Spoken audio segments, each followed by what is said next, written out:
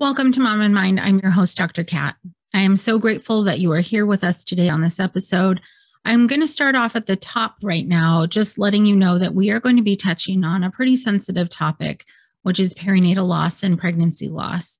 So if you have recently experienced a loss or are in the grieving process, please do consider if right now is the time to listen or not, and know that if you decide to pass on this episode for today, we will be here for you when you're ready to listen. Our guest today, Janae Hopgood, is going to be sharing about her personal experience and journey into motherhood. That includes the support of reproductive technologies, as well as the loss of her twin daughters. She will also be sharing her experience related to the adoption of her son and some of the experiences that she had both during that process and afterwards. Janae holds an LMFT, a master's in education, and is perinatal mental health certified. She's an individual, couple, partner, and family therapist, clinical sexologist, author, speaker, doctoral candidate, and occasional adjunct professor.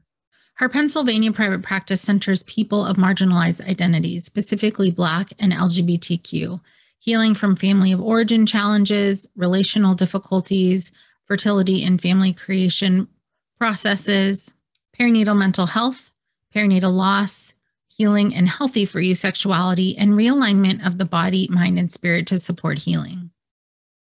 Janae is also the founder of the Black Angel Mom community, which includes private Facebook community for Black lost parents, a blog supporting healing after perinatal loss, a guided journal, and a conversation card deck to aid in therapeutic processing and discussions individually with support systems and for clinicians. As stated before, Janae is the mother of 3 beautiful children, twin daughters who have passed, and 1 son earthside. We are very honored to have Janae with us and to be able to share her story, as well as her clinical perspective and words of encouragement and advice that she has for other people going through these processes. So let's meet Janae. Welcome, Janae. Thank you so much for being with us. Thank you. Thank you for having me. Yeah, I'm grateful that you're coming on to share your story, both as a professional and your personal story and entry into some parts of this work. Yeah, it's just there's so many of us where that crosses over. And, sometimes we think that, therapists are people who just don't have issues or whatever, but that's not the case. We're still human, me included. So yeah, I just invite you to start wherever you'd like with your story. Okay. I would say that I would start by saying that I've always been a person who wanted to parent, right? So that's been a dream of mine even since I was like a little girl. I can remember being like, oh yeah, I really want to like have children and be a mom and that kind of thing. And I'm an only child, so it's not like I had a lot of experience with people younger than me or siblings, but I just knew that that was a thing that I wanted for myself. Um, I When I finally got to a place where I was comfortable starting to try to have children, I was older. I maybe just turned 30, I think, at the time.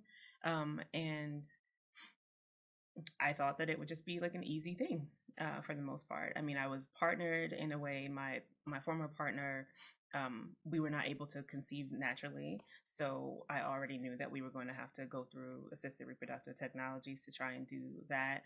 But I thought it would be really simple for the most part. I expected that I was still fairly young. Things were where they were supposed to be. Like any testing and levels and things like that always came back normal. So I was like, okay, we'll be great. Um, we tried independently, like meaning just our own research and collaboration and finding people and whatnot, finding donors.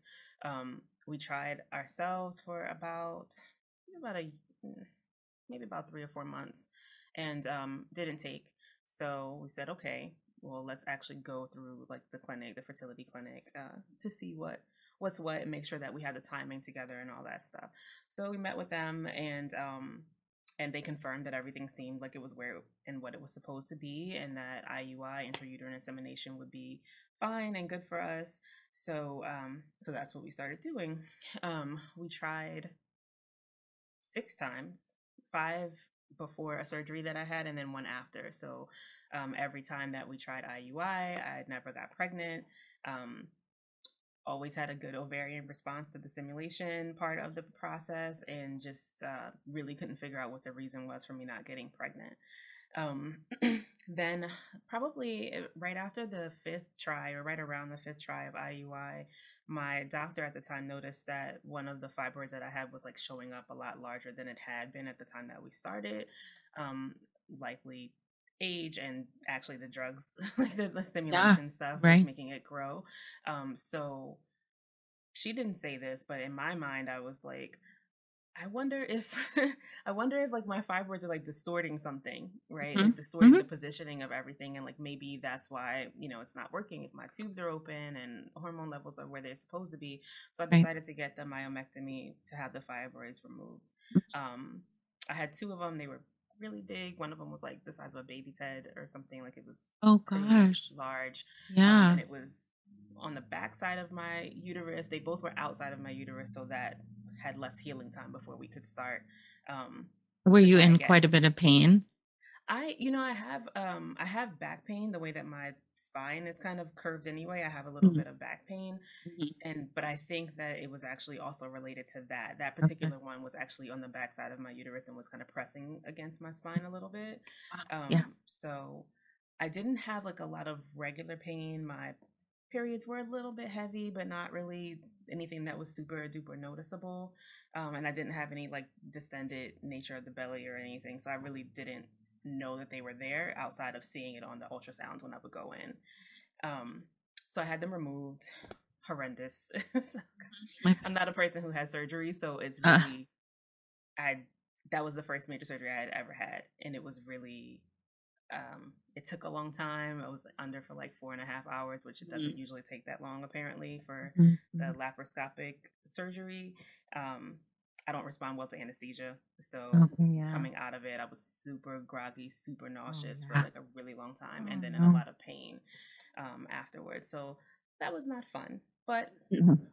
we did that and at the end of 2016, and then started to try again. We did another IUI cycle after that. Mhm. That IUI cycle didn't work either, so I was like, "Ugh, okay." At the end of the after the surgery, my doctor who did the myomectomy told me that one of my tubes was not open anymore. Mhm. So I was like, okay, that's new information. I don't know how that happened, or just kind of out of nowhere, I guess. Well, let me not say out of nowhere. I don't know what happened, but what Okay. they both were open when I had my HSG Uh-huh. throughout the entire process. As far as I knew, they were both open. I don't know if the surgery did something. I don't know if the fibroid did something. I don't know, but one of them ended up being closed. So they said, "Well, we've done all this IUI. I think it's time for us to move on to IVF if that's what if that's what y'all want to do." So we decided to go with IVF.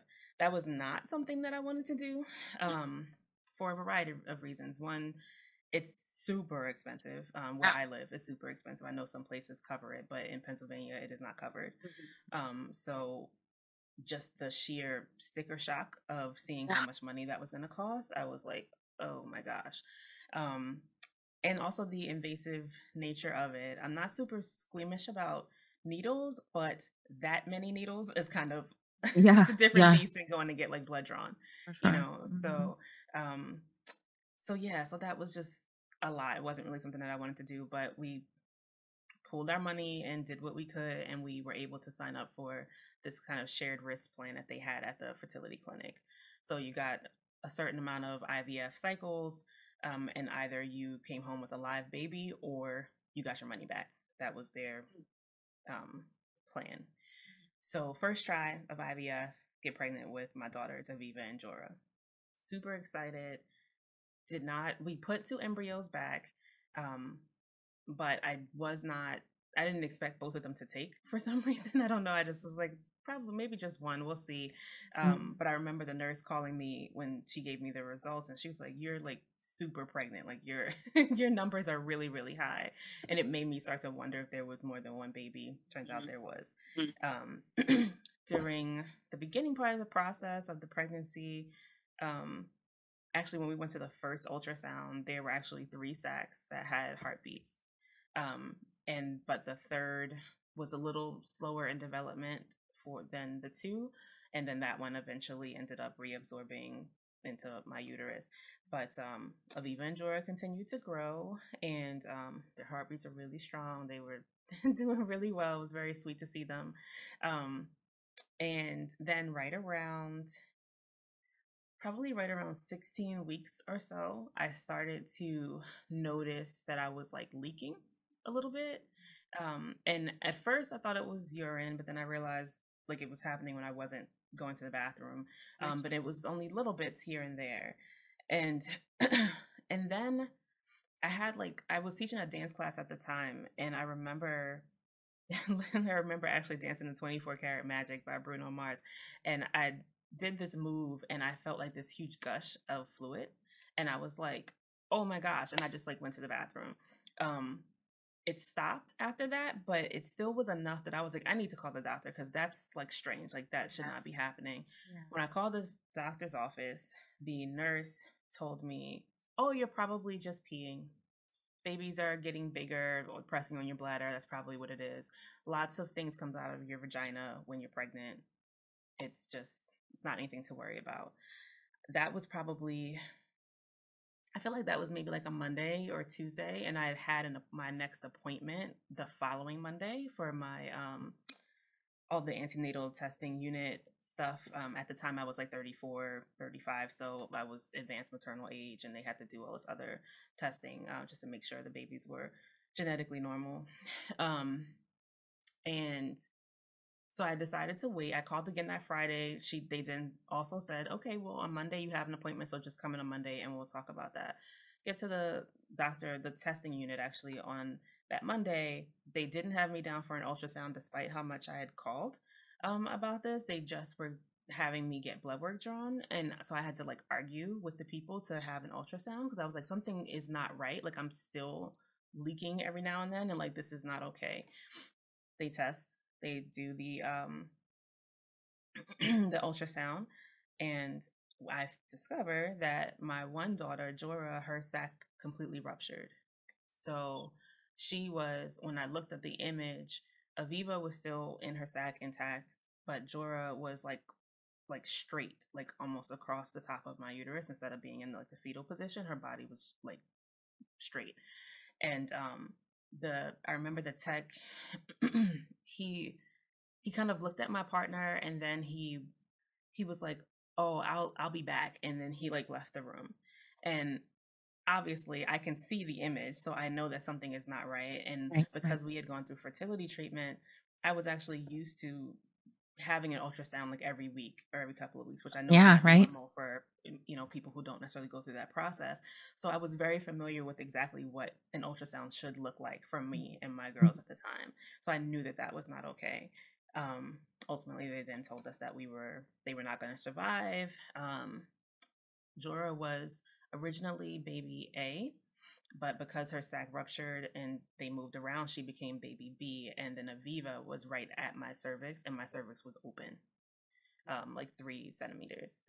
So they were like, well, you're going to have to give birth to these babies. I remember, I think there was one nurse who said, well, you can just go home if you want. What? Like you can just go home and you'll pass them at home, and that'll be that. Are you kidding? No, I'm not gonna curse, but like I'm no, if you did, I'd understand that. Yeah, I remember I was so offended, and I remember saying to her, like, are you kidding me? Like I'm not going home. Like right. So I ended up getting him right. I ended up getting admitted to the hospital, stayed overnight. I was distraught, of course. My partner at the time was also super upset. And I was like, well, maybe can we get a second opinion? Can they go in and take Jorah out? But because Aviva's sac was intact, and actually both of them were still alive, still moving, you could see them moving on the ultrasound. So it was like, particularly Aviva, like she was fine, so to speak, So I was like, well, can they go around it? But they were saying, well, if we do that, then we risk rupturing the other baby sac, and the same thing would happen. Then of course I got all the stories of, if you wait, if you wait, then the one baby might pass, and then you might get sepsis or something, and then we have to do a hysterectomy. Like, they gave me Oh all of my the gosh. fear mongering stuff, and I was like, well, I just need to wait until the next day. So that Mhm. was June 6th, was a Monday, June 6th of 2017. I waited until June 7th, and the next doctor that came in said the same thing, and they asked me, like, what was the process, and what did I want to do. So it was a decision to give birth to them or to have a D&E. At first, I was saying that I There's was no like, good decision here. no, No, no. there's nothing. At first, I was like, I don't want to be. I was just distraught, and I was Of like, I don't want course. to be awake for this. I don't. I don't. I just put me to sleep and just do it. Just do whatever you Hmm. got to do. Hmm. But the more I thought about it, and the connection that I feel like I had already felt with them, I was Hmm. like, I don't. In transparency, I was like, if I'm not awake? What are they going to do with them after? Mm. Yeah. And Yeah. Yeah. like, when they get them out, I was like, then what? Right. You're And mothering them exactly. still. Yeah. And thinking, and also remembering back to, that was maybe 6 months or so after my surgery with the myomectomy. I Mm. know how I am after anesthesia, so I was All like, right. Yeah. I'm gonna be out of it. I don't want that to happen, and then I Hmm. lose all this time. So I Hmm. decided to give birth to them, to be induced into to give birth to them in the hospital. So they were born on June 7th at 9:04 and 9:23 p.m. I have a ritual thing that I do for them every Wednesday. But yeah, they were born alive. I held them. They were moving. They responded to my touch. Like, it was really, um, it was a beautiful moment, despite how sad it was. Like, just to really get to see them. Um, This was at and 16 weeks or late? It was later than yeah, that by this it time. was like 16 weeks, 7 days. So just shy of Oh. 17 weeks. Hmm. Yeah. Um, but yeah, they fit in my hand, but they were fully formed, and just, they were just beautiful. And I think about it, I'm like, because I remember their faces so clearly, and I Mhm. remember how much I was like, oh my gosh, they look like me. Like, and Mhm. because I don't have any siblings, like, I don't often see people who look like me Mhm. in my Right. life, so it was like Yeah. it was very sweet to have that moment. Mm. And I got to stay with them overnight into June 8th. So I had them in the room with me. They thank God for the midwife who helped me deliver them, because she suggested the photos, and initially I said I didn't want photos, and she was like, I'm just I'm just gonna take them, and if you don't want them, we won't show them to you, Uh, But, like, just in case, I think, sometimes people do want them, and you might be surprised how you feel afterwards or whatever. that's Um, so good. so I was grateful that that Mhm. happened. Like, that, the actual birthing part of that experience was actually really beautiful and really supportive, Mhm. from the staff and from my partner at the time. Mhm. Um, it was everything leading up to it that was trash, Yeah. or part of it was trash. For sure. Yeah. No, I hear Yeah. you. Um, yeah, so I held them and had them with me, literally. Like, I had on a tank top like this, and I Mhm. had them, like, wrapped up in my shirt, Mhm. um for that, pretty much that whole day. And I left the hospital in, like, the early evening, maybe like 5 or 6 o'clock on June 8th, um, which was horrendous, to be pregnant and to be on L&D and to hear other people giving birth and to hear other babies crying and to walk out and you don't have any babies, um, and to leave them. Like, that was really the process of handing them to the funeral home director that I had to call myself. Uh, Right. Call around too, by the way. I had to call. They gave me a list of oh places no, in the no. area and said, There was no like social worker on staff to help. there was no one that was given or sent to me. I don't know whether there was or wasn't, but no one Gosh. offered that to me. They came in with a paper that had a list of people who provide these kinds of services, and said, you have to call and see who you can find. So, Right. right. Oh, Awful. Awful awful. experience that no Awful. parent should ever be put in a position to Mm-mm. have to do themselves, or to No. be do unsupported. It was No. The terrible. hospital should absolutely have somebody to help arrange that for you. Right. Ugh. So So I'm literally sitting there with them either in my shirt with me, or my mom had come to visit, or she was holding them, and I'm making calls on my cell phone about what's happening. Every time I'm talking to someone, I'm just bawling, like, Of course, because yeah. I'm just can't even believe I'm asking for that. The one funeral home director that I did go with, they were really that person was really, really sweet, and her partner had also had a loss.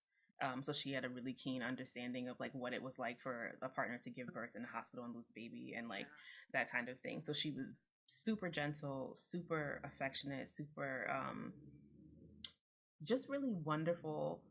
And I felt like, even though I just met her that day, I felt like I trusted her with them. Like, it was hard for me to leave them, but I didn't even hand them to the nurse. Like, I handed them to her when I left. Um, yeah. So I mean, that's generally the story. We ended up deciding to have the girls cremated, and that funeral home director in particular was really, um, she's really good about explaining some things to me that I didn't necessarily know, like that if you are cremating a baby or a child, that actually should happen first, like early in the day, because if not, the actual like machine or whatever is too hot, and it will like disintegrate basically and not leave Oh, you with any ashes. So you actually have to do that first instead of doing it later in the day. So we were the first people there, which I didn't know at all. I know I'm just learning this now as well. Yeah. But I mean, and this is so far in your story, just in terms of like the interactions from professionals around you is like a class on what to do and what to not do, for sure. So, definitely any professionals listening, there are really, there are supportive ways to go about this and very unsupportive ways. And I'm glad that at least you had some of that support to balance out, like you said, the trash that happened Yeah.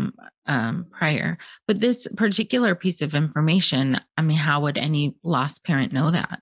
Right. I had no idea. I mean, I I had no idea. So I was super surprised, but also like I was just really appreciative that she was so, again, like so caring and so specific about the information, but offering it in a way that was gentle so that we were aware of what would happen. And frankly, she explained that like sometimes people don't tell the truth about these things, and then they will do the process, and what you have is not really, or not entirely, the ashes of your loved one. This is super important then, for lost parents, like as a point of advocating for themselves, and uh, you know, again, for anyone listening, for somebody that you love to be able to give them this really difficult bit of information, but so necessary, so Yeah, necessary. so necessary, so Mhm. necessary. So Yeah. she did a really good job with even explaining how she was going to dress them, or like kind of pack pack it so that they did not, so that basically we had material, because what we wanted were their ashes.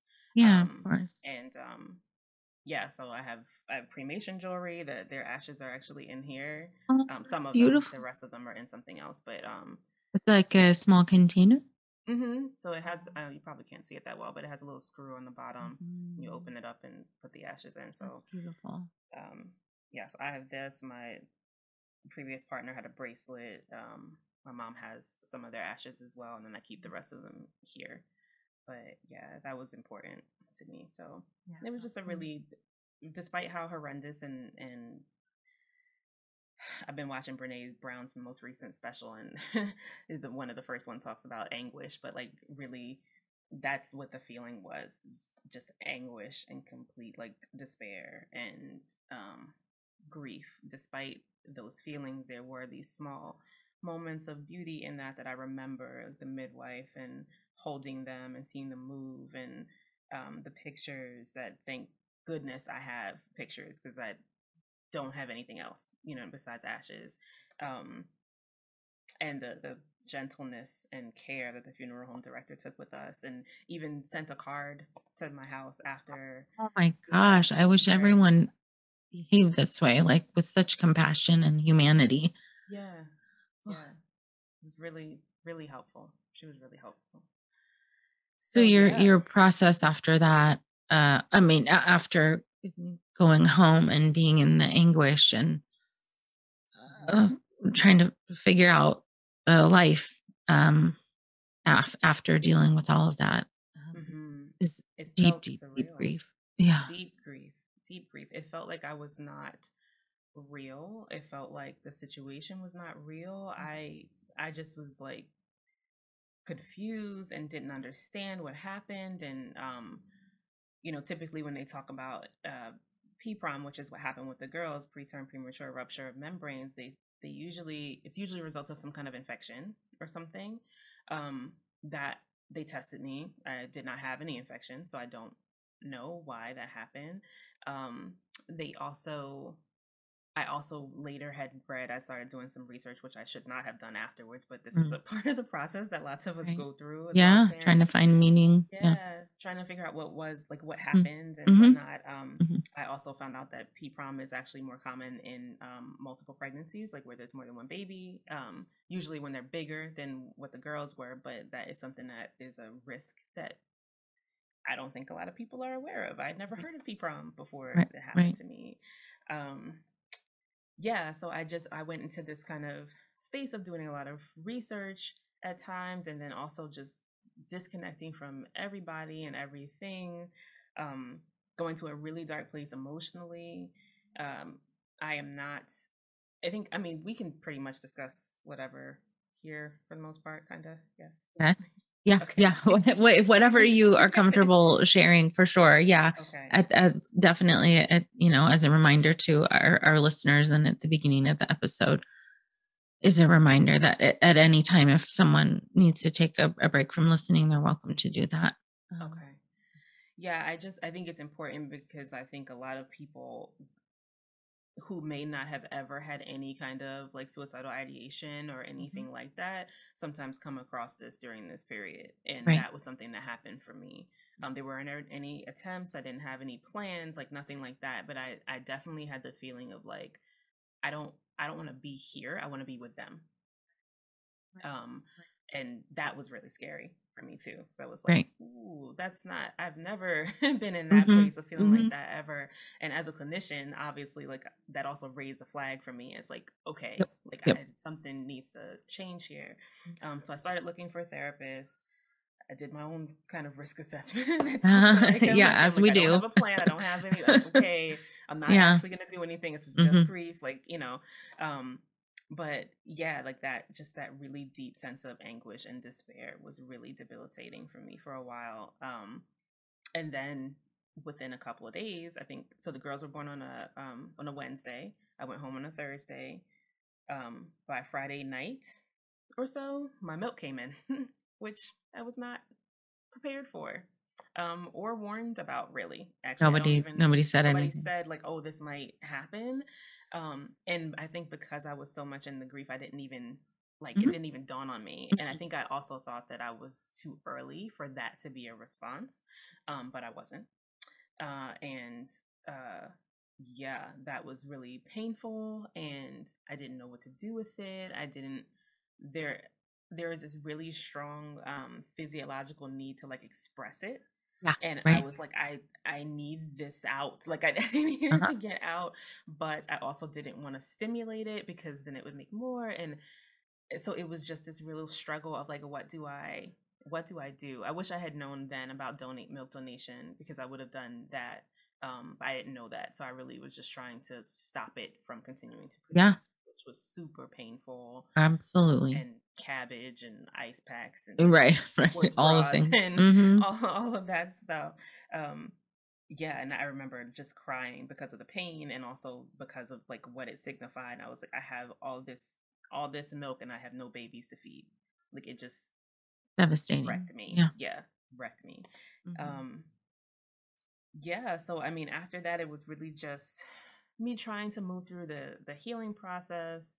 Um, we did end up finding a couples therapist that we were working with to support us through the grief stuff. I started journaling. I started writing as a way of trying to process. And then we just tried to start figuring out like what did we want to do with our life from that point on. Did we want to try again? Did we want to take breaks? There was an urge to try immediately. Like as soon as my period came, my body was like, "Psych, I'm not gonna come for like 2 months, just so you can chill out." Yeah. Actually, I think it was more like 3 months. Yeah, because they were born in June, and we didn't try. We did end up trying again with IVF for 2 more cycles. In like November, I think, in December of 2017. Neither one of those produced a sufficient amount of eggs or the embryos during the testing ended up like disintegrating, or what do they call it, fragmenting during that process. So neither one of those produced any viable embryos to transfer. During this time, did you have any knowledge of and or access to specific types of support for loss? I did not really. I started to look, and I think I'd come across a couple of like the Facebook groups or so, but I did not find anything that I felt like was specific to me or specific to my relationship. So, well, this is not a secret. My partner, I was in a same-sex relationship. My partner later transitioned and identifies as male currently, but at the time we appeared to be 2 women in a relationship.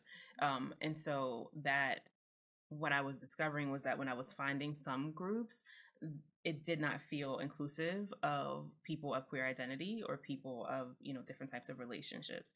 So there was a lot of pieces of that felt like we were excluded to some degree. Right.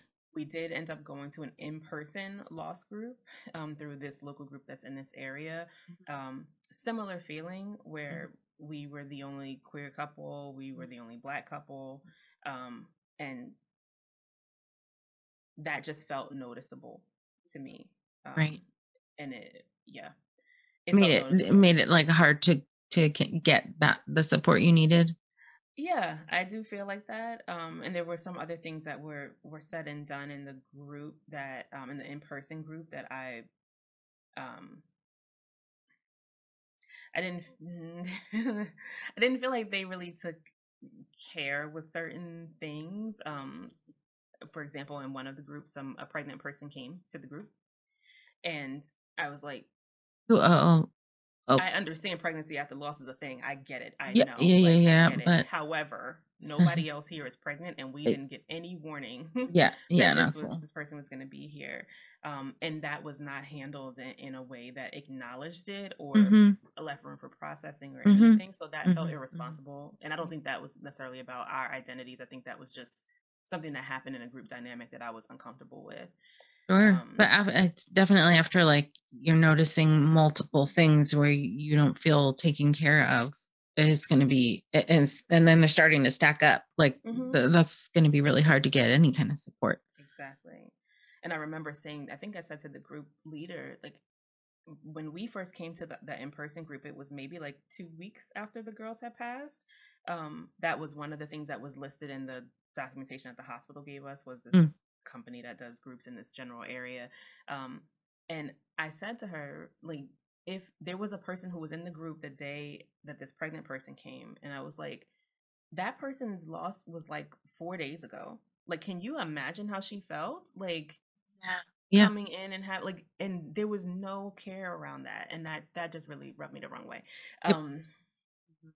Yeah, but that was really the only thing. So the in-person support group, which we still felt kind of like marginalized, and also I wasn't comfortable with how it was managed in some ways. And then some of the online like Facebook stuff that I saw. Other than that, I really did not see anything that I felt like wasn't religion-based, wasn't inclusive, or didn't seem to just like center like cisgender, heterosexual white people. I was like, I I need something else. I need something else. So that's actually how I ended up creating the blog. In the writing that I was doing for myself and my own processing, I also was like, if this happened to me, I'm sure that there are other people like me who are also not seeing themselves reflected in the supports that are available. Right. So how about I create it? And we'll just see what happens. If it resonates with people, then cool. But ultimately, this is part of me processing my stuff and raising awareness about perinatal loss in the Black community and in Black queer couples, queer community, family creation stuff. So that's how that whole thing kind of materialized out of that. Was that right off? Well, soon after the loss of the girls, It was. and before the next rounds of IVF started. Yeah, Oh, actually, it okay. was. Mm-hmm. They were. I think I must have posted the first posting for the blog in like late July or August, and they were born in June. Mm-hmm. And then we tried again a few times after that with the IVF. So it was kind of right in that in between period that I started that. Yeah, so it's been a journey. It's been a journey. It definitely has not always been easy, and it's been actually really hard in a lot of ways. Um, and I've just been trying to find the beauty in it where I can and make the connections in it where I can and create content where possible for people who feel like they need it and feel like they're not seen or they're excluded from certain other spaces. Yeah, absolutely, and specifically, your community is the Black Angel Mom community. Mm-hmm. Yep. And I want to pause for just a second because I know I kind of like interrupted a bit of your journey to wonder. Pardon me, to wonder about the kind of support that you were getting. So it's very clear that the journey and the process for you continued for some time after that. Absolutely. And still to this day, I mean, the girls they'll be would have been 5 in the next couple of months. And so it's still to this day, they're very much a part of my life and my son's life. And just, I feel like it's an ongoing relationship, not in the way that I wanted or the way that I thought it would be, but they're still very much present figures in my life. But yeah, I mean it's been they're hard. included very much so in your day to Yeah. day and in your week to week. It sounds like what you were saying. Yeah. Yep. Mm-hmm. Yeah. What a beautiful way to honor them. And so I assume then also your son, you had your son shortly after. So my son is adopted. We adopted Okay. him from birth. Mm-hmm. So after we, I guess at the end of 2017, they actually like the company or clinic we were working with. I use this phrase because this is what it feels like. They like kicked us out of that program, based the shared risk program for low ovarian response. Apparently, it was in the contract. I didn't see that because it's small and it's on one of like 25 pages of stuff that you have to sign. And that was not clearly stated verbally to me. I tried to advocate and argue for like, I'm grieving. My body might not be responding well because I'm in the midst of intense grief. And like, can we do one more try? Can we just wait or whatever? And they were like, well, we can't keep you in this program. You can do another try of IVF, but you have to do it a la carte. Like, so just one at a time, which was at the time, I don't know how much it is now, but at the time that was like $14,000. So I said, okay, I need to take a break because then I'm also grieving that, right? Like grieving, what if we do another try and it doesn't work? Then what? Then we're also out this $14,000 and don't necessarily have enough left in however much reserve we have for another try. So we stopped and just kind of sat in that grief and that painful space and that like not knowing what to do next. And then like through like 3 or so degrees of separation, like someone who knew my partner at the time knew someone else who knew someone else who knew an adoption agency staff member who was looking for a particular type of family that a birth mom wanted to place the child with. That birth parent specifically said that she wanted to place the baby with a Black lesbian couple. That agency did not have anybody who fit. The person who knew the person who knew the person who knew my ex-partner was like, hey, so are y'all, I know a lot of stuff has happened, but are y'all interested? And so that ball kind of got rolling in that way. I mean, we said yes at first. Then I said no because I didn't know how expensive private adoption was. And once I found out how expensive it was, I was like, okay, so this is a choice now that we have to make. Right. We have to make a choice between either we adopt this child or I continue with this fertility journey. We can't do both. Like, Right. it was no possible way to do both. Right. And so then there was grief around that, right? Like, so I'm thinking, I want this baby. Where is this child going to go if we don't take him? Like, that's what I want this child. Mm-hmm. And oh my gosh, all of this money is gone. It took a lot for us to get this money up. We're not going to be able to get it up again with a baby for us to then try another round of IVF. Mm-hmm. So I then have to choose, what do I want to do? You know, and my partner at the time kind of left it up to me, but clearly had ideas about what he wanted to do. But ultimately we decided to adopt my son. And that was a choice that we made. So yeah, so we adopted him from birth. We met his birth mom probably about a month or so, like maybe at the end of February, maybe we met her, February 2018. This is less than a year after the loss of the girls. Less than a year. It was like 7 months, 6 to 7 months. In fact, oh my gosh, that's like whiplash, like grief and processing, and what do I do? And am I going to carry or am I going to adopt? And exactly. And I think if I'm doing my math correctly, or at the time I think if I was doing my math correctly, that my son was probably conceived around the time the girls passed, like right around the time that they were born. Like, I think it happened in that same month based on the timeline of when he was actually born. So his birthday is March 30th and he just turned 4 last week. Yeah, so we met her. She liked us. We liked her. And yeah, it just seemed like a good fit. We were glad that she picked us. It was apparently between us and another couple. And she picked us, and she picked us because we had lost the girls. That was part of our adoption profile, was we had put that information in there about what happened. And she was really sensitive to that. So yeah, so we got a call that we knew he was being born via C-section, so we knew what day exactly he was going to be born. Got the call that he was born. So we start headed over to the hospital, get to the hospital, talk to the social worker, blah, blah, blah. And then we find out that the birth mom did not want us to see him that day. So I was like, panicking. Oh my gosh, she's changing her mind. Yeah. I understand what it's like to have a baby. I am so grateful to birth parents. And I also know that, especially after the experience I had just had, there's no way that I would be able to see that baby and, place. Right. So I had this weird sense of like empathy for her, but also anger and sadness and grief and worry and all this other kind of stuff. We did end up meeting him the next day, on the 31st.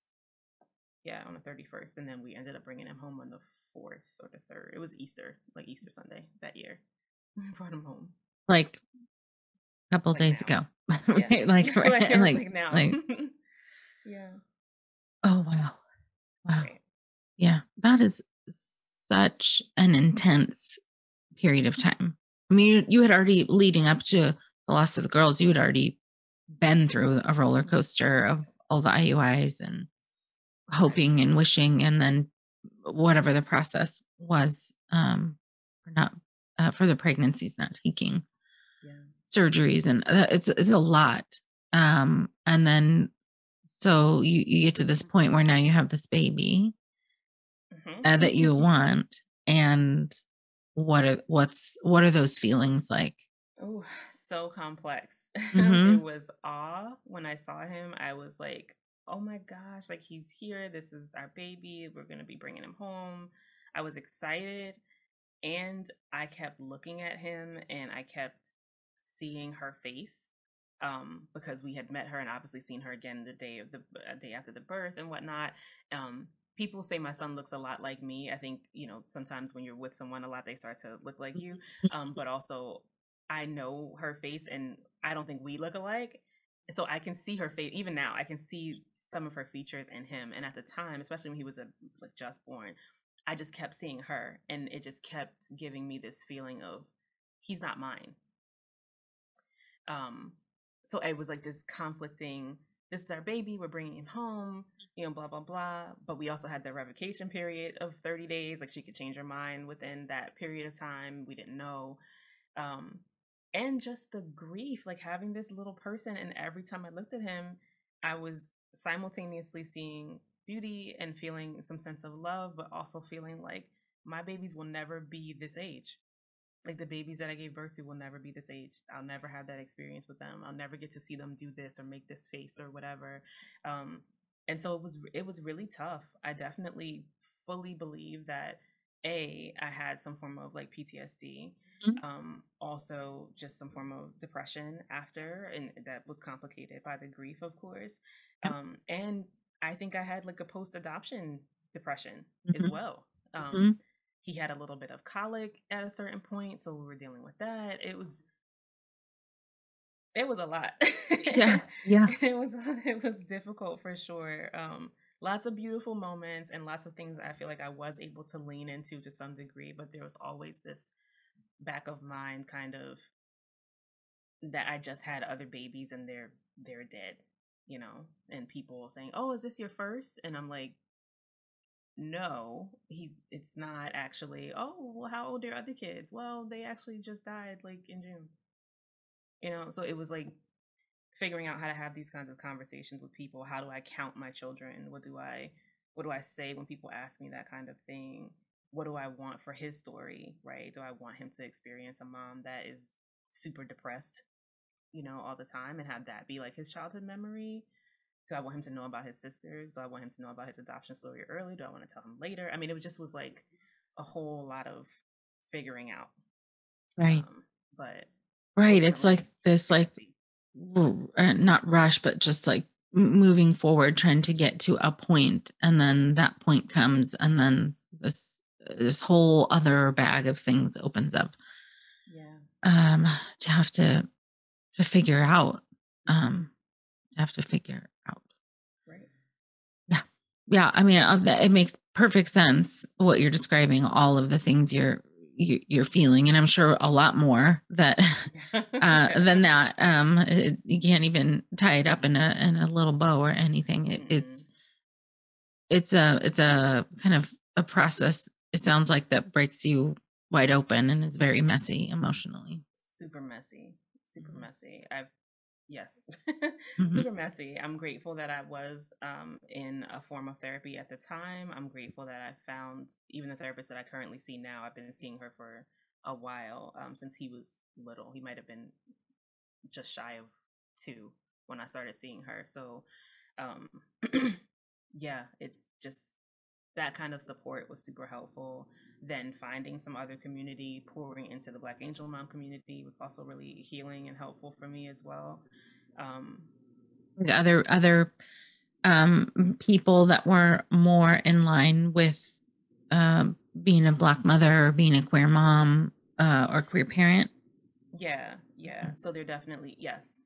Like, short answer is they were that the closed community or private community is exclusively for Black moms. So you have to identify as Black in order to be part of that. The front facing things and some of the other things that I create are for anybody who's had this experience. But that insular community was something that I felt like was really important to be a safe space. I also really wanted to provide room for people who did not subscribe to like organized religion, because some of the Black stuff or the people that the organizations or services that are available for Black folks are often have a heavy religion component, and that was not something that I wanted to force on people, because I know it could feel like a little bit exclusionary. Um, so yeah, it's a space for everybody of any religion or not. If that's not what you are part of, it's a space for anybody of any identity. Um, yeah. If you have been pregnant and you have lost a baby, or if you have not been the person who was pregnant but you were a support person, there is room and space for you in that group as well. So Has it been growing pretty steadily since then? it's been growing pretty steadily. It slowed down a little bit because I'm horrible at advertising. Horrible at Yeah, advertising. Gosh, it's I am hard. the Hmm. bane of my existence. But Right, right.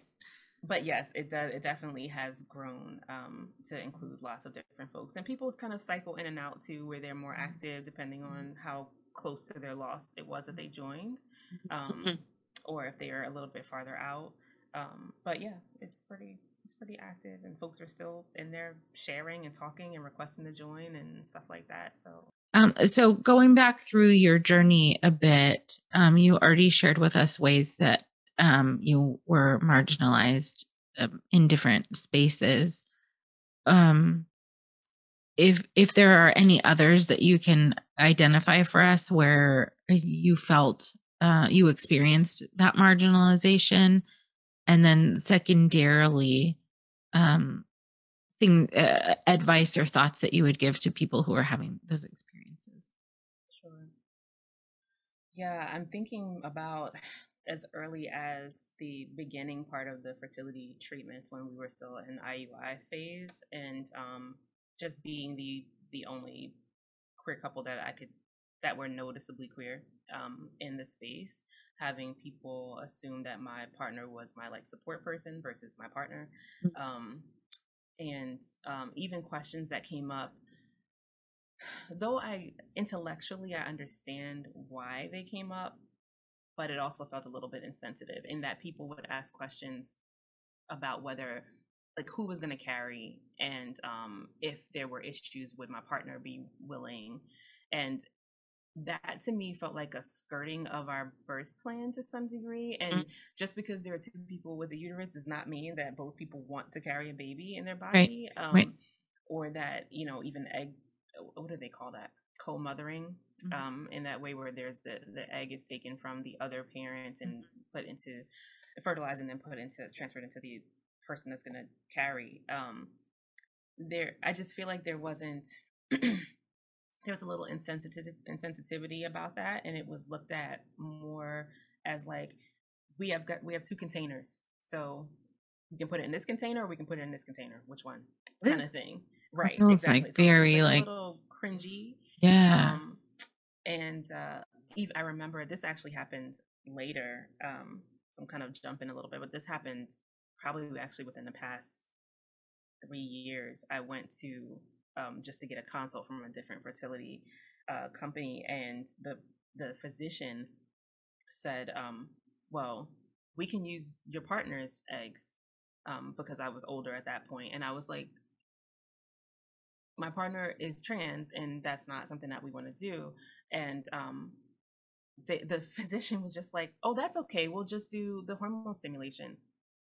Excuse me, like excuse me, that is like not that's not an okay thing to ask outright and to suggest without finding out what people's bandwidth is and Feel what people really ragey want to about that. do. Oh my gosh. Yeah, it was super insensitive, and really did not consider people of trans experience and like Mhm. all that goes on for them in terms of like if they're doing hormone therapy type stuff. Like the hormones made me feel crazy. Like I can't imagine, and I'm a cisgender woman, so I cannot imagine a person who identifies as trans having to, they've already gone through whatever parts of their transition that they want to go through, and then you're suggesting something that would really kind of reverse a lot of that and Right. the dysphoria and everything that would come up about it Mhm. that really just wasn't even considered. And so I think that there's, So cold. say again. It's so cold. It's just so. Ugh. And that's why I feel like it's like a container, or like Mhm, if mhm. like does this bucket have the stuff that we need, or does this bucket have the stuff that we need? And if one doesn't, then we'll just take some from that one and put it in that Mhm. one. And that level of medicalization and insensitivity sometimes is like, oh, just really it's really just like it's not okay. It's not okay, and there's such a deep and sick history, that you can, like, draw a line directly back to that is just like, how is it even possible that in this day and age, people can still be like that? Right. I mean, I know how it's possible, but Yeah. ugh, It's how? infuriating, and Mhm. also like it kind of, I think that we have responses that vary, but there are definitely moments where you think you might say something else, but sometimes you freeze because you're so shocked that Right, this right, thing right, was right. even said. It's Yeah, like, yeah. did that, wait a minute, like, did that just Ugh, really happen to me right. just now? It Mhm, really mhm, is mhm. crazy. Having experiences as a Black woman in healthcare and just feeling like my pain was dismissed or my concerns were dismissed. As I already have mentioned with the leaking, I was Right, dismissed more right. than once that, oh no, it's just this, don't worry, you're panicking, don't worry, it's not a big deal. And it's like, I would never, if a pregnant person came to me and said, hey, I'm leaking, how about we take a look and get you in for an appointment today? Like, that's Yep, what to me would be an appropriate response, but that's yep. not the response that I got. um I remember having one of the IUI cycles. The physician could not, who was not my regular doctor, it was someone who was there on a different day. He couldn't get the like the catheter thing. My uterus is tilted a little bit, so I guess the angle or whatnot, he couldn't get the catheter in to put the sperm, and so he had to use one of those rods to try to open my cervix, which is, I forget what they're called, but it's the same rod that they use to open your cervix for anything else, like for IUD or Yep. even abortions. Like, they do that. That was really painful, and I said it was really painful, and he's like, "Oh, the cervix doesn't have too many nerve endings. Like, Are it's you great." So we had to cancel that whole retrieval because I started crying and I like backed up on the bed, and it was just like really, really, it was too uncomfortable for me to stomach that. But yeah, so just feeling ignored, feeling like my pain was ignored, my concerns were ignored, feeling like my relationship was either miscategorized or just viewed as another vessel for us to create a family. Um, and on one hand, I try to be, and maybe this is me explaining it away, but I tried to always think of the full context. And I'm like, this is their job. Their job is to help people have children, and their job is to figure out how I can help you do that. Right. So just on a basic level, that's kind of like what a lot of the framework is. However, we're people though. We're not just like things, to breed or be bred or whatever. It felt Yeah, yeah. gross Yeah. in Yeah. ways that I Mhm. didn't appreciate. Um, Mhm. and I think, like, people, I think from a mental health standpoint and a relational health standpoint, there is, if you are a queer couple, there's no part of your family creation process for the most part that is intimate or private or um, even just like pleasureful in a sexual way, right? Like, it's not, you're going to the doctor. Right, Somebody else is in the room. Somebody right. else is using a speculum and opening this and doing that and giving you needles and blah blah blah. Like, there's even so much probing and poking, right? Like, just from, you're getting blood draws multiple times a week, you're constantly getting transvaginal ultrasounds, and depending on where your ovaries are, they're moving the stick all, crazy, and it's inside your body. Like, you feel all of that. Um, and nothing about that is some of the pleasure that can happen between like cisgender people, cisgender heterosexual people who are having sex and like creating a life, right? So just our experience in it is very different. um, for the most part, is very different, and I think that that is something that can be missed and can really make it feel even more just medicalized, like not this beautiful wonderful process sometimes, but just like this procedure. And that, I just feel like there's sensitivity around that is really useful. Talking to people about what their plans are, what are their thoughts about how they want to create a family, that's useful, rather than like suggesting stuff because this is what is possible as a physician or as medical staff. Of course, listening to people and their pain, recommending supportive services that are for queer folks, and just the nuance and the specifics that go along with how we have to create families, if we go that kind of route, and how that just it shifts up what a lot of people take for granted, I think, as just being, oh, this beautiful thing that happened and we made a baby. It's like, it is beautiful from if you are a science nerd like I am, like from a medical standpoint, absolutely. It is Right. amazing that you can create a life, and though we're people. Right. We're people. And all those things have impact and matter and hurt and all. Yeah. I mean, I'm absolutely we're oversimplifying it, but I feel like if people could just hold on to that, what you just said, like the people first, humans first, people who have feelings first, and then go from there. I think it's like you were describing, just trying to say like, okay, this is his job. This is what he's doing. He's trying to help. I mean, if it makes sense to go to that place if you're trying to cope with what's going on, like you have to try and hold on to something that like why you're doing this, why you're still there, like literally in that office, kind of a thing. Like, how do you get through this? But you shouldn't have to. You shouldn't. You just shouldn't. Yeah. Because there's so much intentionality in it too. Like there's so much just like intention, like when you go through that kind of process. And even this is even true for cisgender heterosexual people. Like if you are going through assisted reproductive technologies, there's a lot of intention behind trying to get pregnant.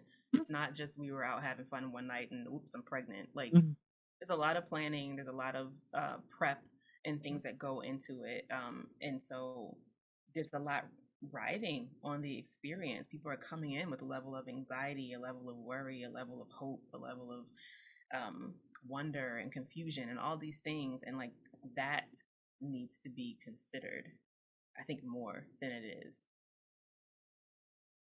I mean, sometimes I'm like so hopeful that the people who kind of need to hear this are listening, both to this conversation here, but just listening in general. It just sometimes it makes it feels like there's so far to go still. And although I know and I hear like there are very much parts of your experience where the right approach to you and to people who have feelings was taken, but a lot of it just well, let me restate that. Like some of it just sounds like the cold medical part. I just like, how much is that impacting your mental health, you and anyone who's experiencing it? And I love the way that you described it, like these nuances and like interactions with providers that you might not be able to catch in the moment, but have to process later, or might not even like fully register as something you have to process, but is just kind of piling in on the angst and the grief and the feelings of depression. It just gets so heavy. And then you're left to try and deal with that while you're trying to raise a human.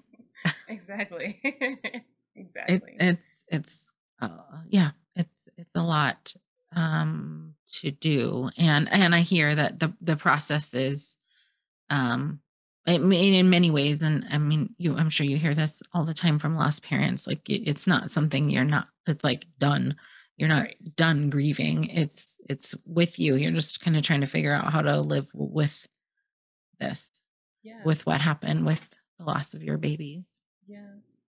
I forget who said this, but I saw it somewhere, and I think it is really a helpful way to think about grief. It's like the grief doesn't necessarily shrink, but like you grow around it.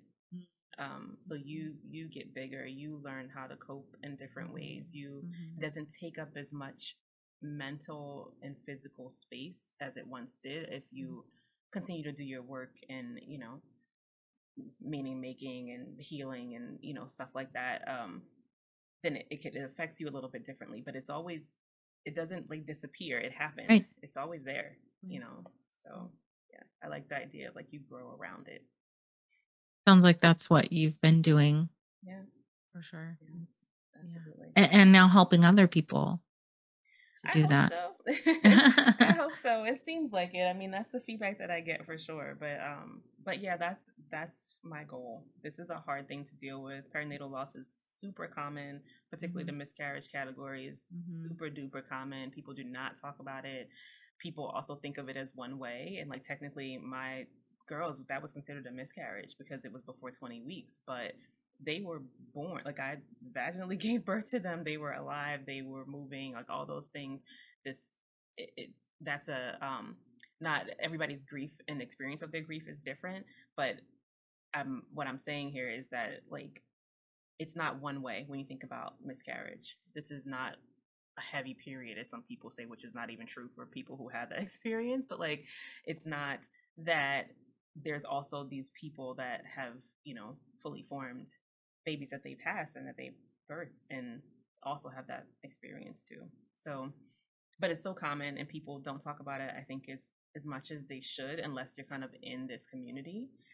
So you don't find out sometimes that people have even had miscarriages until you say you did. And then they're like, Right? oh yeah, Yeah. I did too. And you're like, was nobody going to say anything? Were you? Yeah. Right. Okay.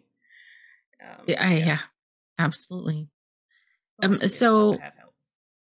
well, yeah, I'm sure if you're getting the feedback that that it's been helpful, then and you're filling a gap for sure in what people's needs are. It's just so beautiful that like you're difficult, so hard and beautiful in that you've turned your pain into this service for others and ability to support and be there for other people. It's quite a journey, and I know for me anyways, I can say that like in the process of helping people, it also kind of ends up supporting us to continue to heal too. I'm speaking about in a different context for me than for what you're describing, but healing can come from helping others as well. 100%. Yeah. 100%. Yeah. So that is in the Black Angel Mom community. And people can, I'm going to make sure to include all of the ways to connect with you and connect with what you're doing in our show notes. And but people can go to blackangelmom.com and jhjtherapy.com to see what you're offering. Yep. Blackangelmom.com has most of the like resource stuff. JHJ therapy is my therapy practice, and obviously I do work with folks who experience perinatal loss or in a family creation process. So from like a therapy place, they can go to that page. But if you're just looking for the blog or looking to pick up the journal, which is actually on Amazon, not on that page, but you can click from that page, or the cards or anything else is on the blackangelmom.com blog site. Okay.